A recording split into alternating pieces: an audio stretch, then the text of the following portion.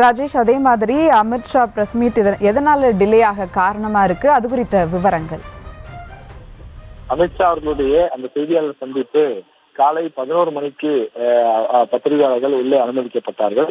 12 மணிக்கு தொடங்கும் என்று தெரிவிக்கப்பட்டிருந்தது. ஆனால் தற்போது 3-4 மணி நேரம் ஆகிவிட்ட நிலையில தற்போது வரை இந்த பத்திரிகையாளர் சந்திப்பு நடைபெறவில்லை. தொடர்ச்சியாக இந்த பத்திரிகையாளர் சந்திப்பு நடைபெறுவதற்கான அந்த ஏற்பாடுகள் மட்டும் செய்யப்பட்டு ஒரு சில நிர்வாகிகள் வந்திருக்கக்கூடிய நிலையில் அவர்கள் மட்டும் காத்துக் கொண்டிருக்கிறார்கள். அமித்ஷா தொடர்ந்து அவருடைய நண்பரான குருமூர்த்தி இல்லத்திற்கு சென்றிருந்தார். அவரை சந்தித்துவிட்டு தற்போது இந்த ஐடிசி திண்டியில் இருக்கக்கூடிய ஐடிசி ஹோட்டலுக்கும் வந்துவிட்டார். அவருடன் நிர்வாகிகளும் வந்திருக்கின்றார்கள். எனவே அந்த நிர்வாகிகள் வந்து காத்திருக்கக்கூடிய நிலையில இன்னும் சற்று நேரத்தில் இந்த செய்தியாளர் சந்திப்பு தொடங்கும் என்று சொல்கிறார்கள்.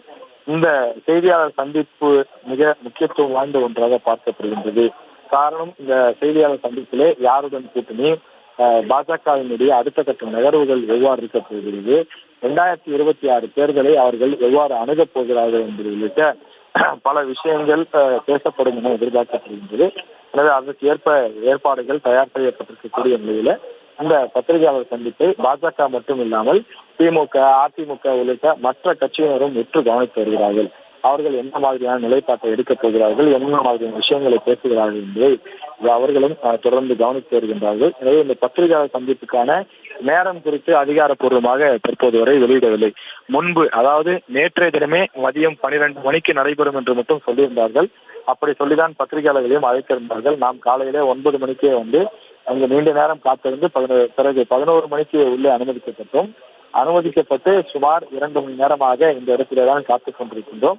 எனவே தொடர்ந்து இன்னும் பத்திரிகையாளர் சந்திப்பு நடைபெறவில்லை. இந்த சூழலிலே தற்போது இந்த பத்திரிகையாளர் சந்திப்புக்கு தேவையான ஏற்பாடு ஒருபுறம் ஐடிசி ஹோட்டலில் நடைபெற்றுக் கொண்டிருக்கக்கூடிய நிலையில சென்னை தியாகராய நகரில் இருக்கக்கூடிய கமலாலயம், இந்த பாஜகவினுடைய தலைமை அலுவலகம் அமைந்திருக்கக்கூடிய இடத்தில் வேட்பு மனுவை பெறுவதற்கு, அதாவது பாஜகவினுடைய மாநில தலைமைக்கு போட்டியிடக்கூடியவர்கள் விருப்ப மனுவை பூர்த்தி செய்து கொடுக்கலாம் என்ற அறிவிப்பு வெளியிடப்பட்டிருக்கும் நிலையில் அங்கு விருப்பம் மறுப்பவர்கள் புரிந்திருக்கிறார்கள்.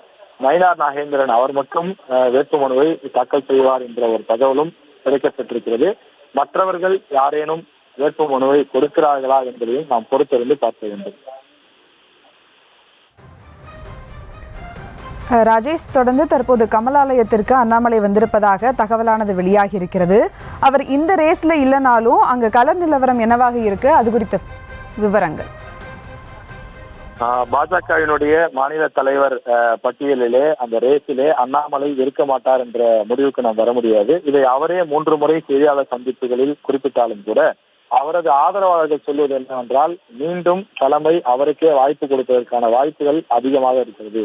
காரணம், முன் எப்போதும் இல்லாத அளவிற்கு தமிழகத்தில் பாஜகவினுடைய வளர்ச்சி என்பது அதிகமாக இருக்கின்றது. அதற்கு காரணம், அதற்கு வித்திட்டவர் அண்ணாமலை தான்.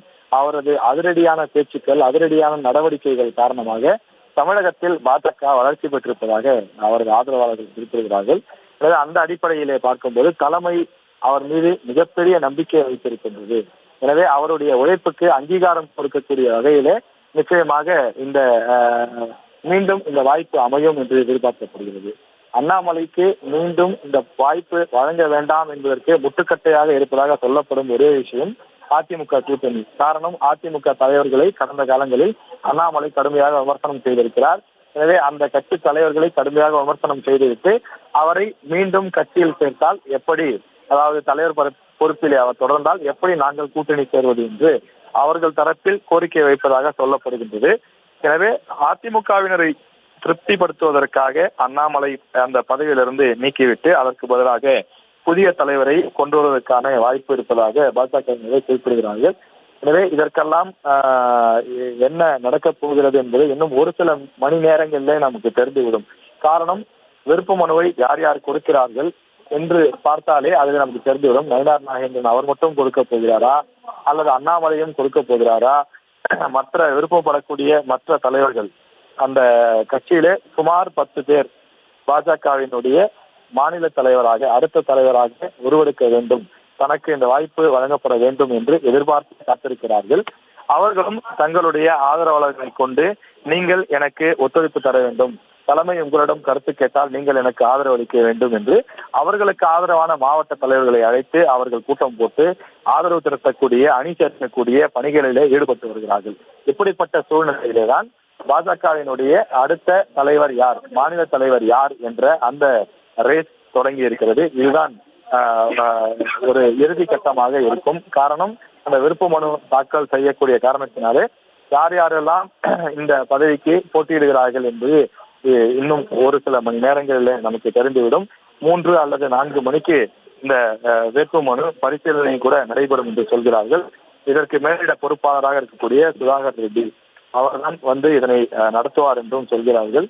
எனவே ஒரு 4-5 மணிக்கு நமக்கு இந்த விண்ணப்பத்தை யார் யார் கொடுத்திருக்கிறார்கள் என்பதிலிருந்து பாஜகவினுடைய அடுத்த தலைவராக தேர்ந்தெடுக்கப்படக்கூடிய நபர் யார் என்ற முடிவுக்கு நாம் வரலாம்.